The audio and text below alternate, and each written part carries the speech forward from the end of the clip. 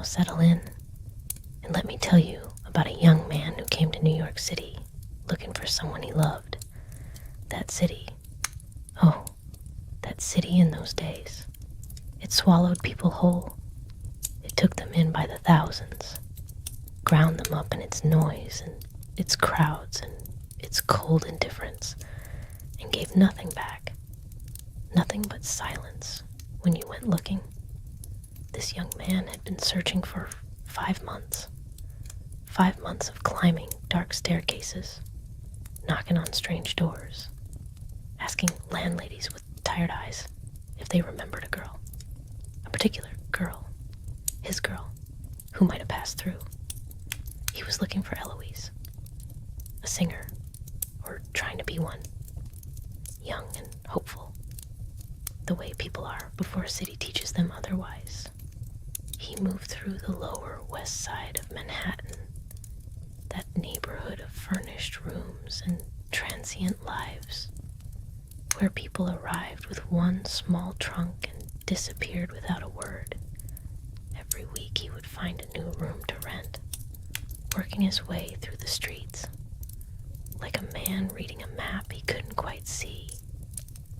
And every week, nothing, just closed faces and shaking heads and the sound of his own footsteps going back down the stairs. One evening, a raw, gray evening, with the kind of cold that settles into your bones and stays, he climbed yet another staircase and rented yet another room. The landlady barely looked at him. She held the candle at arm's length, named her price, and left him to it. And now is where we must linger a moment, because this room deserves to be seen. It was the kind of room that had given up. The wallpaper hung loose at the corners, its pattern so faded you had to squint to guess what it had once been. Roses, perhaps, or some optimistic vine. The carpet was a patchwork of stains and threadbare patches, a biography of every soul who'd ever paced across it. The furniture sagged with the weight of too many strangers.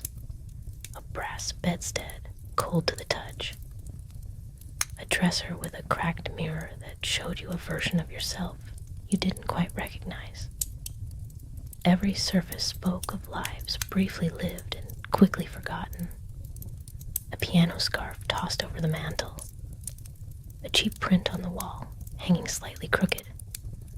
A rickety rocking chair that moved, ever so slightly, as if someone had just this moment risen from it.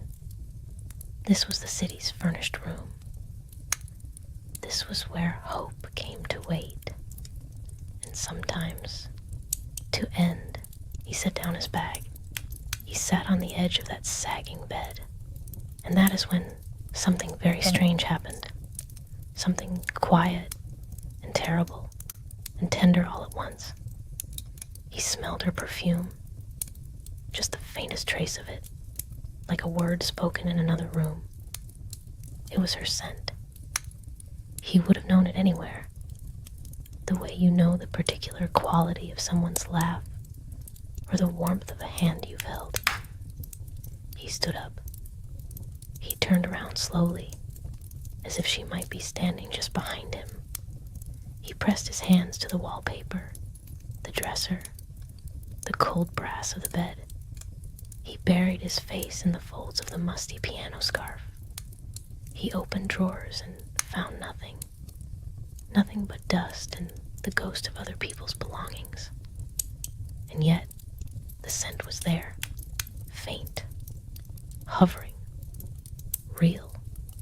Had she been here? Had she stood in this very room, looked into this very cracked mirror? Had she sat in that rocking chair and thought of him? Or had she stopped thinking of him entirely by then? He called her name softly into the empty air. Eloise. Just once. The way you might speak to someone sleeping, not wanting to startle them, only wanting them to know you're there.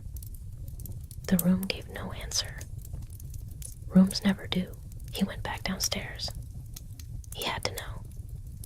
The landlady answered her door with the expression of a woman who has been interrupted too many times by too many people with too many foolish requests. Had a young woman, a Miss Eloise, had she ever lodged here? A singer? Dark hair, perhaps, or light. He stumbled over the description, the way we do when we are desperate and the details suddenly blur. About so tall, about so young, about so lost. The landlady looked at him with flat, practical eyes. No, she said. No young woman by that name. She'd have plenty of girls come through. This was that kind of house. But she couldn't place one by that description. People came and went. She didn't make it her business to remember all of them. And then the door closed. Gently, firmly, finally.